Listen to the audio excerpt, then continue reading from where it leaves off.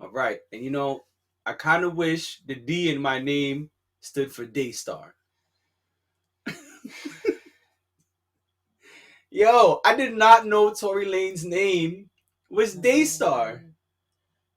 You knew that? Yes, I knew that. Why did he change his name? I understand where you're going with this. I get it, but Everything would be Daystar.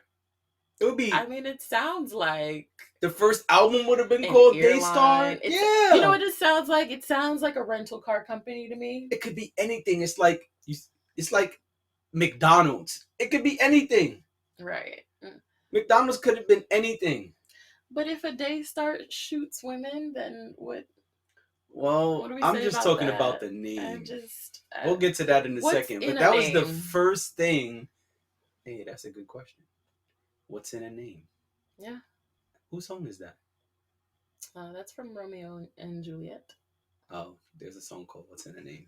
I can't remember right now. Okay, well, Anyway, for another time. yeah, yo, as soon as the interview started, because we got to talk about the interview, y'all. So as soon as the interview started, they're like, oh, yeah. Well, it's not as soon as it started, but in the middle of telling us the quote-unquote background, giving context to the viewers of CBS News who clearly don't know shit about this shit. Yeah. They're like, oh, rapper Tory Lane's real name is Daystar. Daystar? What?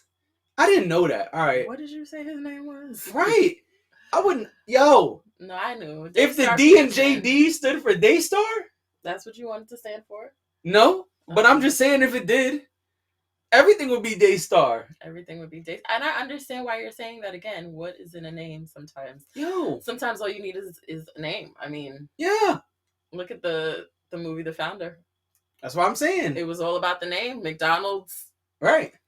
I mean, the dude. That's my scene. He's in the bathroom. He's like, you still don't get it. Yeah. He's like, nobody wanted to be Croc. Right. Croc? It's got that Slavish stain on it. But McDonald's could be anything. The dudes who were McDonald's didn't even think of it. They didn't even go, hey, our name? Gold. Right. Didn't. And Daystar? Didn't. Oh! What I would do with Daystar. And now McDonald's equals billions and billions of dollars. Billions. Crazy. A billy. I don't think Daystar is going to amount to that. Now, I could be talking about the name. I could be talking about the person. Who knows? Who knows? I will not confirm or deny either of those things. But what I will say is I don't think that it will be like McDonald's. Right. And that's fine. That's fine. It's fine. Sometimes people just don't appreciate what they have. Right. And then they go do some wild shit and lose it all. Or, well, no, because you know what? Some people don't lose everything. Well, some people don't lose everything. Right. I'm going to grab my specs because I have notes. Grab your specs. So what we're talking about, if you don't know what we're talking about, there was an interview. Gayle King on CBS Morning interviewed Meg Thee Stallion to try to get to the bottom of what happened 2 years ago. Is that where why? I'm assuming. Oh, okay. I'm assuming because this is the first interview. This is the first interview Meg has done since all of this happened back in 2020, July 2020. Where she alleges that she was shot by Tory Lanez after coming home from a party at Kylie Jenner's house. Must be nice. So there are a lot of, I don't want to say a lot. There are some things about the story that I think people have had a hard time with. Things that don't seem to add up. Some things were said when it initially happened, and then the story changed because initially Meg did not say that she was shot. Initially, she said that she hurt her foot on glass. Right. Now, there are medical reports to confirm that there were pieces of bullet fragments, which they show in the interview, in her foot. So they say that some were unable to be removed, and she still has bullet fragments in her foot. So she was shot in her foot. Yeah, that is what that confirms. As far as the events of that night and what happened and how it happened, I think that there has been a lot of confusion. And I think that, I mean, we could just call it what it is. A lot of people have been reluctant to fully endorse what is being said about that night because some things just don't make sense.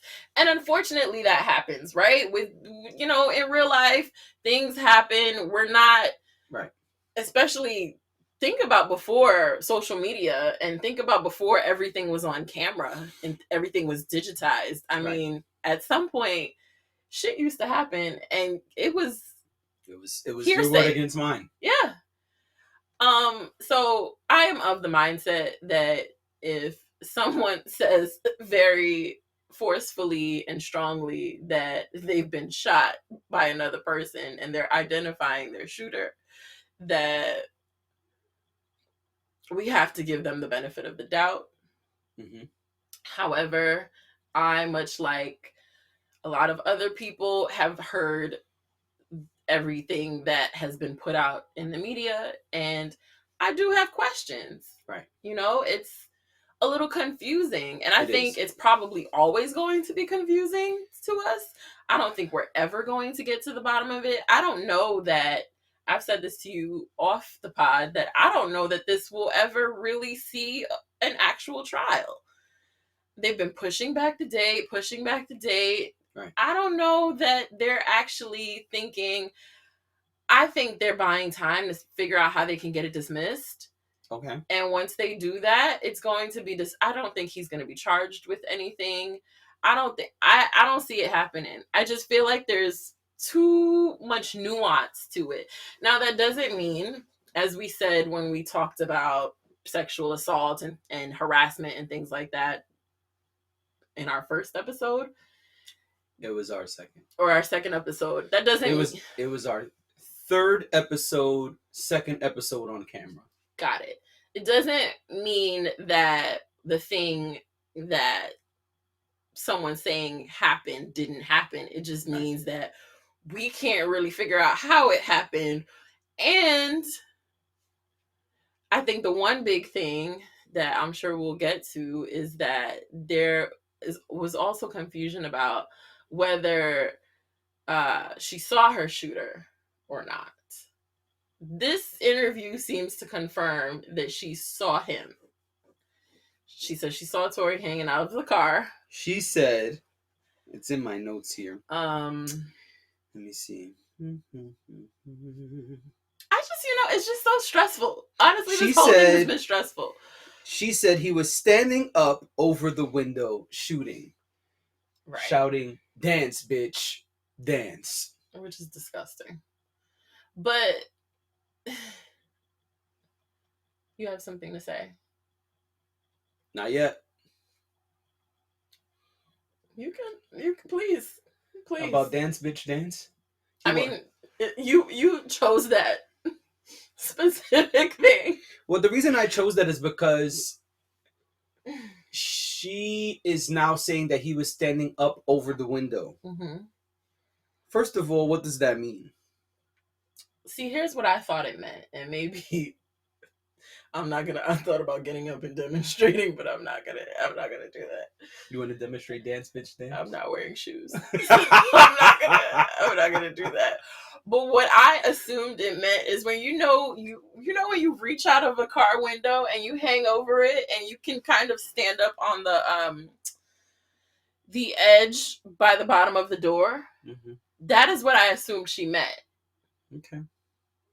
Not like, if there's a sunroof, you would hang out of the top. Think about it like you're not hanging out at the top.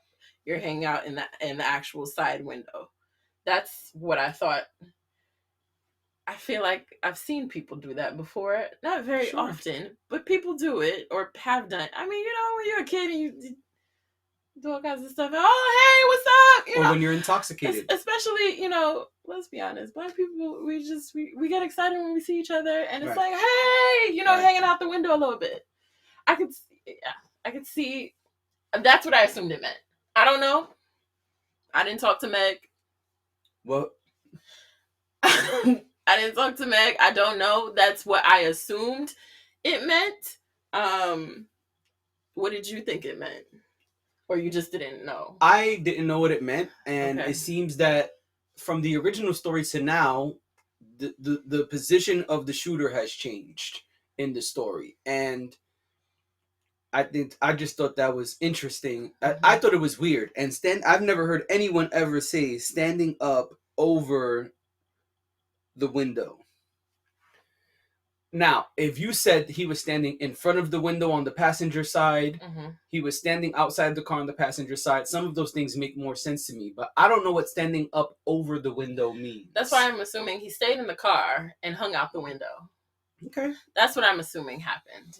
And that was just a question for me. I'm not saying I believe her or don't believe her. I'm right. just trying to figure out what does that mean. We are not accusing anybody of doing anything. We are simply laying out the facts and asking a couple questions. That's it. All of this is alleged because we really don't know. We were not there. There's only footage which they showed in the interview. There's only footage of her being injured and walking around outside of the car afterwards. We have not seen any footage of her being outside of the car when the initial thing happened.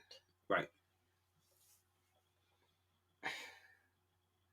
You want to start with your notes or mine? Oh, okay. I know we have a lot. I know I paused a little bit because I was like, I don't even know where to go next with this. Because this stresses me out. I already got two of my notes out. They start and standing up over the window. This stresses me out. I don't like to... I just like to let the things play out the way they're going to play out. I think this whole shit is a mess. And it's a big mess. It's a shame that we have to even discuss this still 2 years later. 2 years later. I don't know. I don't even know what to say about it. Okay, here was the thing that confused me. Or rather, I just was trying to figure out why this is. So she's being interviewed, right, by Gayle, and she references the two people in the back seat, and she also references this man, but she doesn't specifically say names or who they were, because from what we know, it was her, Tori, her friend Kelsey, and Tori's security person in the car. Right? So they say it was Megan Thee Stallion in the car, ex-friend Kelsey, which is important to say. Right, they're no longer friends. Because they were at that time allegedly best friends. Right. And now they are no longer friends at all. And so it was... I don't think they were best friends. Never mind. That's not important. It's not important. I'm just saying, I mean, best friends don't just go away tomorrow like that. Yeah, okay. You gotta reevaluate your Nas friends. once said, a thug changes, and love changes, and best friends become strangers. I believe that's true. I just don't know how quickly that happens. Well, I'll leave that there. But, yes, in the car, they say in the interview, Megan Thee Stallion says in the car was security / driver of Tory Lanez, Megan Thee Stallion, ex-best friend Kelsey, and Tory Lanez. So 4 people in the vehicle. Wait. See, I didn't know that he was also the driver. So does that mean he was driving the car? We don't... That has not been said. Because even in the interview, I noticed that they talk about Kelsey, they talk about Tori, they talk about Meg, but they do not talk about the security guy. That man is the smoking gun, okay? No pun intended. Maybe I need to find a better way to say that. That was good. That man is the key to all of this. Where is he? Who is he? And how can we reach him? How can we get him on the line? Because he is the one who knows what really happened that night. Kelsey ain't talking. Tori's lawyer said, we'll have our day in court. That was at the end of the interview. That's what was said. Nobody said, hey, we tried to reach out to security / driver. And why is it that this man he's just vanished? Well, Does anyone know who he is? Somebody knows, but I wouldn't tell you. If I knew who it was, I wouldn't publish it. So if he is Tori's guard slash driver, He's been gagged. he's not allowed to talk. Right, but I just feel like they are like working overtime to protect this person. We don't know Some people feel anything that. about Some him. people feel that about Kelsey. That's why Kelsey's lawyer said our client hasn't been paid by either party. That don't mean she wasn't paid by a third party. I hear that. Well, what are they? let me look for something to distract myself. That was funny. Yeah, so she says the two people in the back seat were having an argument, which insinuates Tori and Kelsey. Tori and Kelsey. Okay. Which puts her in the front seat. With the driver? With the driver. But you see, this is where it gets interesting because weird. Anybody could have been driving that car. Right, but that's what I'm saying. I always Meg could have been driving. I always assumed Tori was driving. See, I don't know why. I assumed the opposite. I assumed the women were in the back, and Tori was up front with security / driver. Which, as we're talking, that makes the most sense to me, because if it was me and my friend and the guy that I'm dating, or we'll get to it. Well, we don't know who's me and my friend and my other friend, because we'll get to that. If it's you and your best friend, let's go with this story at the time. Me and my best friends, because according to Meg, he was her best friend. We're the three best friends that anyone could ever have. No? Yep, Hangover.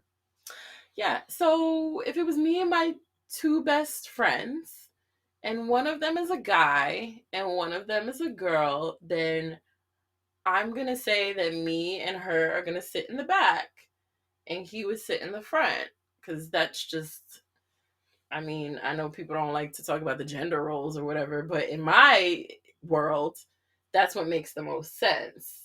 We're protected in the back seat by the men in the front. That's the way, I'm not saying everybody would. I'm just saying if it were me, I wouldn't go to the front seat to sit with the security guy. Unless I'm sure he's lovely. Felt you needed to be secure away, or unless you felt you needed to be away from the other two people. Correct. Which is why all of this is confusing, because that's your best friend and your other best friend. Yes, that's my best friend. Yeah, that's my best friend. That's my best friend. Go best friend. I don't know.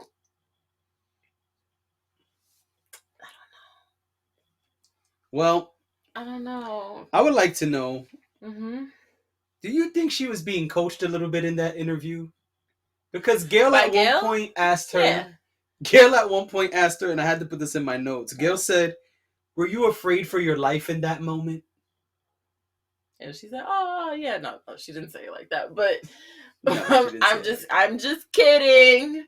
I'm just kidding. Don't cancel us before we get our deal. Let us know if you're interested in sponsoring us. You know what I'm saying? Pay us. Pay us. We're cute. Look. And we pod. So, yeah, I mean, I think she was being coached. I think that's why people do those interviews, though. There are prepared questions. They know what's going to be asked of them most of the time. Right. Sometimes the journalist will throw a curveball throw a little something that you wasn't ready for. For the most part, the line of questioning is cleared, especially with something this high profile and something this touchy. Right. I'm sure that Meg knew what the questions were before she got there, but also, so yes, she was probably coached behind the scenes, but also Gayle was guiding the interview too. I mean, listen, for better or for worse, this interview was to sway public opinion. I don't know how, and I shouldn't say I don't know. There are a lot of people who don't believe this even happened. Right. Like they don't believe that Tori did it. They don't believe her. I think that this was a way to kind of, I I don't want to say the wrong thing, but this was the way to, I guess, get people to see her perspective of But what's what people? happening. The public. Yeah, but let's be more specific. Even though she said because specifically, CBS Morning is not Drink Champs, is not. yeah, but I'm not gonna give a bunch of names because they ain't pay us, but it's not any urban platform. But she's Meg the Stallion. She's a huge star. She's the TikTok dance viral girl. She's everywhere. She's on every award show. She's doing everything. We just said she did Disney's Biggest Songs remix. Which is why she could have sat with anyone she wanted. But anyone she wanted. But what you want when you're a big fish like that, or what the big fish behind you wants, is to make sure everybody knows. Because even though she is the victim here, I could see how certain brands, I'm even shocked that Disney wanted to be associated with it, whether she was the victim or not. Wow. I'm shocked. That's a big money move. That's what that It's a big money move, but still, Disney has a brand to protect. Disney is very, very specific about the way what their content aligns with. So that to me was shocking. Great for her, but really shocking. And so I'm just thinking to myself that people are probably still asking questions behind the scenes. Yeah. These brands are probably like, this shooting thing, do we need to be worried about this? Okay. Especially every time something new develops, because it dies down. Like, okay, this week, we're probably not talking about it as much as we were talking about it last week. And for the next couple of months, we probably won't hear about it until whenever their next trial date is. But then it stirs right back up again. Because the two of them won't shut the fuck up. And they won't shut the fuck up. I mean, we're going to be honest. When it first happened, she was crying on IG Live all the time and saying all of these different things. And then Tory has put out a bunch of statements and music, mostly music.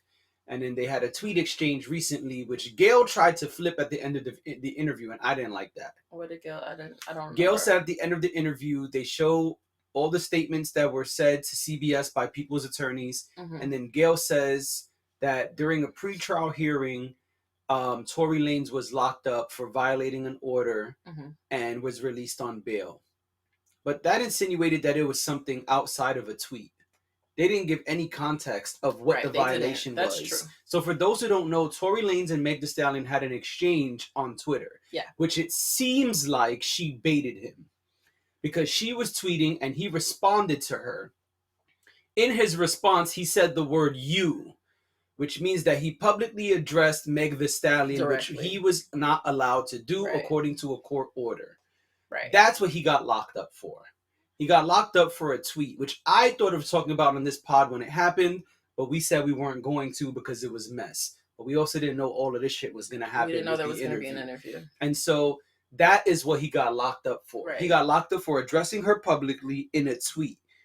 And in the interview, they didn't give any context. They just said at the end, Gayle said specifically at the end, in a pretrial hearing, Tory Lanez was arrested for violating a court order. Yeah, but you didn't say it was a tweet or any of that. And it was, and you didn't say that she started saying things to him, and this was a response. Right, but again, he fucked up. He fell for the bait. He did. But he did, and we knew who this paints a very different picture for. Right, and that's why I asked that question: why CBS Morning? Why Gayle King? Because she can go anywhere she wants. But I also, and these days, since Oprah has stepped aside, if you want to go to anybody, you're going to go to Gayle.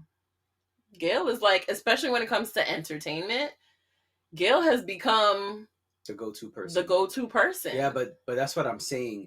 Any and everybody cannot get Gayle King. Like, if I want to go to Gayle King right now, it's not going to happen. No, of course not. And so you have to be a person of a certain magnitude. We like you and everything over here, but I'm not that fly. I'm not in that tier. Not going to happen. No. And so that's what I'm saying. When you go to Gayle King, you have to be in a certain category to be even be able to go there. Yeah. And so that's why I ask, who was this for? I mean, you said it. You said the masses, I to think it was get for the everyone masses. to see it. I think it was for the masses. I think if we start getting really technical on things that maybe people don't normally consider, CBS is connected to, CBS falls under the Paramount umbrella, which is connected to all things entertainment. Right. So it all makes sense. It all gets wrapped up and intertwined, whether it looks like it does or not. It's all connected. Right. And so again, who is the big conglomerate going to back and support Another big conglomerate. Yeah. So and that's why I asked the question, to provoke that thought. I guess. Oh, go ahead. What go ahead. Let me collect my thoughts for a second. So just something funny. Mm-hmm. When she was telling the story and she was like, Tori said, "I'll give y'all $1 million if y'all shut up." She was like, "Help me if you care." So something I thought was funny is after she said "help me," she did like this gesture. I'm not gonna mimic it, but she did a really funny gesture after she said "help me." Did you peep it? No, I did not. Oh, I did not. You'll have to show me later because Yeah. something. If y'all go back, it was just funny. We should not be. She was like, "Help!" She was like, "Why are you offering me money right now? Help me!" Oh yeah, she did do that. Yeah, I thought that was funny. funny. I remember she did do that. It was like the what the fuck. Right. Like, Yeah, I thought that was funny. Yeah. I'm an asshole. So I mean, now something I thought was not cool mm-hmm. was, why the fuck you got to bring up George Floyd? I didn't like that either. Yo, let that man rest. I didn't like that either. His name has been in enough stuff. I'm not even gonna say whether I agree or not with everything has been brought up in, but you got to bring up George Floyd. I understand. The cops kill mad people. Right. And I understand why. Well, that was the one that made national news. That was the one that started putting things in motion in this country that had not been in motion. So I understand that. And whether we like it or not, he will continue to be referenced for it. You can keep making faces at me all you want. He will continue to be referenced. It makes me feel weird in the pit of my stomach when it happens, but he will continue to be referenced because of the context of it all. I'm not saying I agreed with it. I did not agree with it because, again, as we're saying, we know that she's been coached and we know whatever, but so it's like, did we need to do that? Because she could have said something else. She could have said, we were in the middle of this resurgence of Black Lives Matter. She could have said, a plethora of things. Back in 2020, we tensions were heightened because of violence from police. Something she could have said that. I didn't like the name drop. I didn't think it that was very intentional. And it was what is the word? Duplicitous. It was duplicitous. But I also, we're having this conversation, and again, we've said we're not accusing her of anything. We're not accusing Tori of anything. We're simply laying out what we saw and asking questions about it. But this kind of sparked another conversation. Okay. About what do victims, if anything, owe? Because it becomes a conversation of what is she allowed to do as a victim? What is within her rights, so to speak, as a victim? What is she allowed to say or not say? Or are there rules against that? Because it even ended up sparking a conversation on another podcast where I'm sure you guys have maybe heard of it. I mean, if you listen or watch this podcast, then I would imagine you're tapped into these sort of things. We're not going to talk about which podcast it was. You can look for it. But another case was brought up. And I was even listening to another podcast where they said, okay, well, is there supposed to be a line for victims? Are victims supposed to not be able to say what they have to say? Is there a statute of limitations on it? Like, is there at some point they have to stop talking about it, because I think people were concerned that Tory did not get to speak his side, but Meg is getting to speak hers. With the protective order that's in place, he cannot speak on it, or speak directly to her, as you said. She can speak freely wherever she goes and doing whatever she does. Personally, I feel like if she is the victim, then it is what it is. If she's going to do interviews, or she's going to do this, or she's going to do that, then that's something that everybody just has to suck up, because she is dealing with this however it is she has decided to deal with it, however her team has decided to deal with it, and that's that. And I don't think that if we're saying that we're going to believe her, at least until it's proven otherwise, then are we supposed to somehow come to Tory's aid or protect Tory in some way? Or I think that I understand that people get accused, black men specifically, also get accused of things sometimes that they have not done, but we're not there yet. We haven't gotten to a place in this whole situation where anyone can say that what she's saying is, without a shadow of a doubt, not true. Okay. All we have is her word and what she's laid out for us and the facts that we've seen. Right. So, yeah, it brought up this conversation, and I think it's an interesting conversation to have. I don't know how deep we're going to go into that, but I just kind of wanted to bring that up because there's a lot of like, oh, well, she should keep her mouth shut and she should do this. But should she? Should she? If a man shot her, should she? The problem is that they've both done a lot. Yeah. In the last 2 years, he's put out several songs. He's put out albums. She's done things publicly. Like I said in the beginning, she was on IG Live a lot, crying, responding to people. And I'm not saying what either one of them did was right or wrong. I'm just saying that they've both done a lot. And so that's where it becomes challenging, because this has to go to court at some point. Right.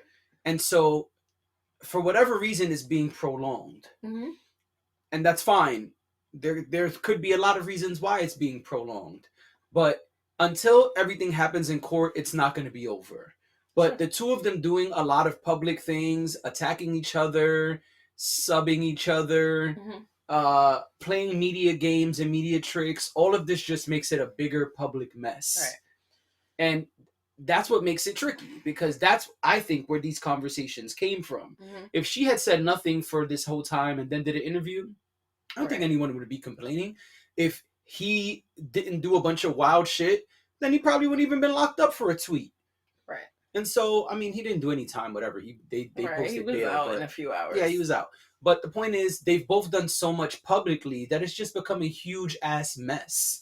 It is a mess. And that's the thing. Victims, yes, to answer the question, victims are allowed to speak. Victims have the right to speak. I don't think that should be held against anyone.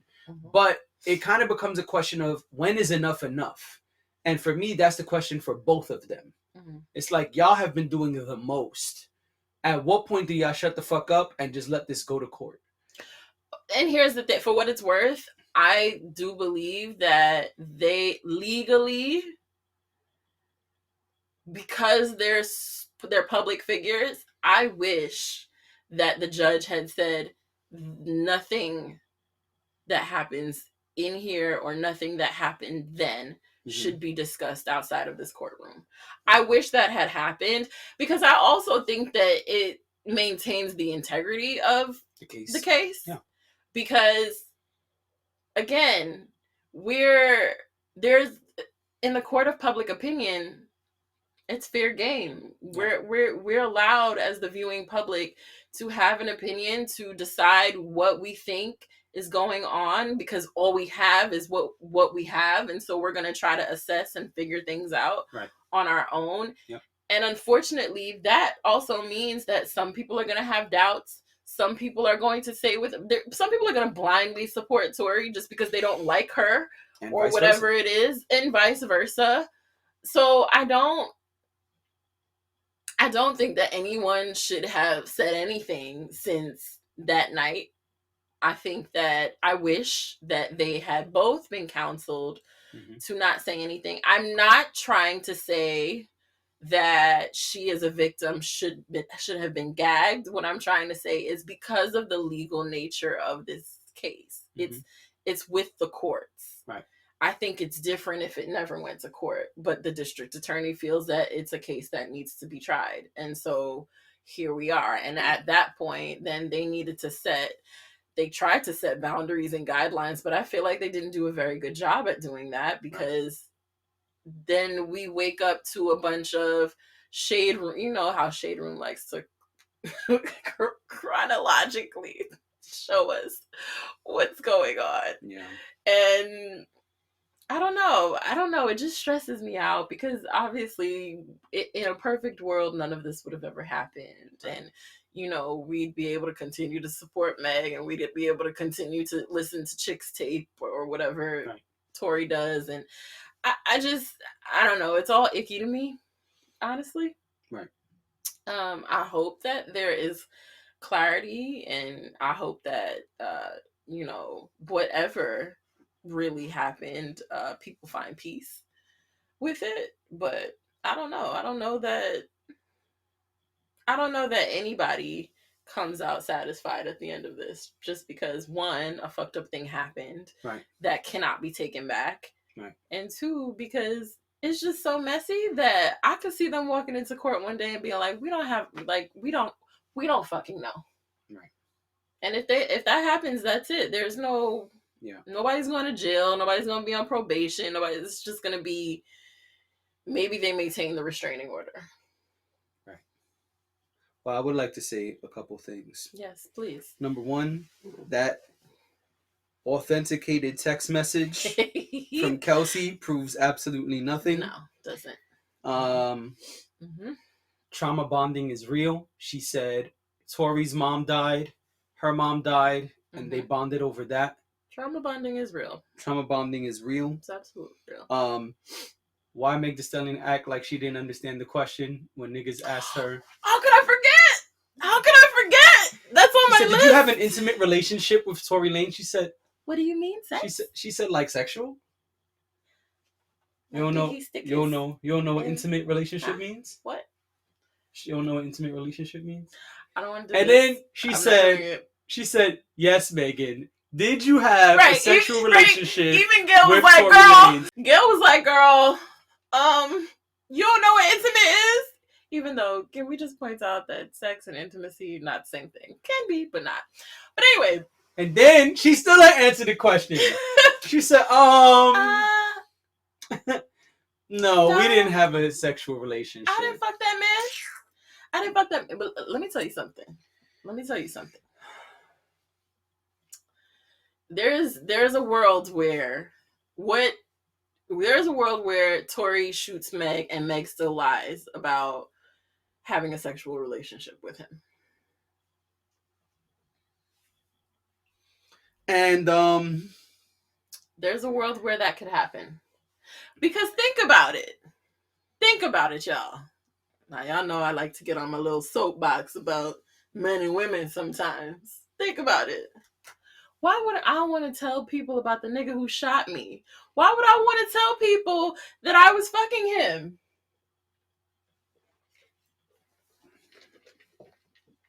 It's embarrassing. And so I do not believe the man I was having sex with shot me. I don't want to tell anyone that information. I don't want to admit that to anyone. I don't want to admit that to anyone. Now, I'm not saying I personally would lie. What I am saying is it would be embarrassing to tell people that the man I was sleeping with, my best friend, who I was with every single day, as she described in the interview, shot me. I'm just saying. So again, I'm not saying that I don't believe that Meg was shot. I'm not saying that I don't believe that Tory shot Meg. What I am saying is I don't believe that they did not have a sexual relationship. I cancel me for saying she lied about that, but I think she lied about that. I don't think she's lying about the other stuff. The other stuff's way too big and way too heavy. But will somebody lie about a penis they don't want to claim?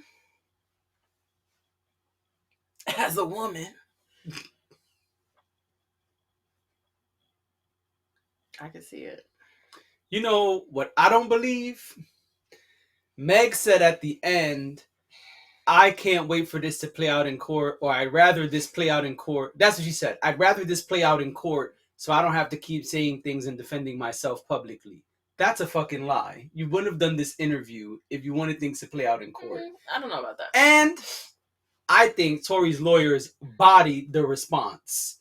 Oh, they were like, we'll have our day in court. They said, yeah, we are fully ready to respond in court to the evidence and her inconsistent ass story.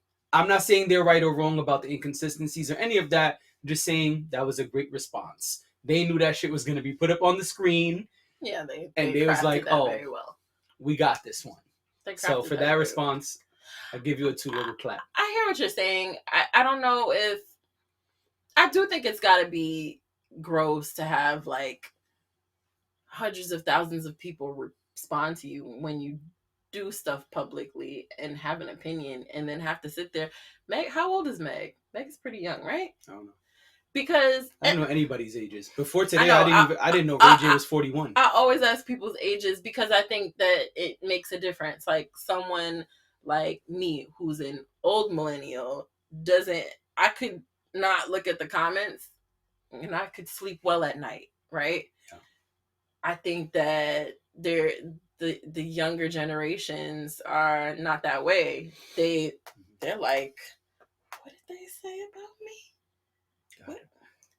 And so I'm just curious about... I don't know her age. Because you can look it up. I don't know any. I don't focus on this stuff. To me, I didn't even really want to talk about this Meg and Tory thing. But here we are. We're reporting on the culture and giving opinions on it, and this is part of it. So here we are. But it happened when she was 25. Yeah, I don't do any of that. Like I really didn't know until today that Ray J was 41. I swore Ray J was younger than me because no, I did. I mean, I'm wrong. But you're wrong. I thought he was younger than me, but anyway. But yeah, that's the only reason I look it up because I'm like, well, yes, we know that like the social media it has a hold on people. Sure. What's that got to do with court? Did you not just hear all the things that I said? Because she's tired of responding to people and like reading comments and things like that. It's got to be. I don't want to sound like some people on other podcasts. But you can turn your phone off. Yeah. I'm agreeing with you on that. I'm just saying I think that as I said, the younger generations are not that apt to just walking away from their phone or deleting the app. But she has a whole team. It doesn't matter. She's a 25-year-old on social media and she's a big star, and she's for the past few years she's been growing in stardom. And listen, I don't know. Listen, that's none of my business really. So I got nothing left. I don't. We could, we can move on.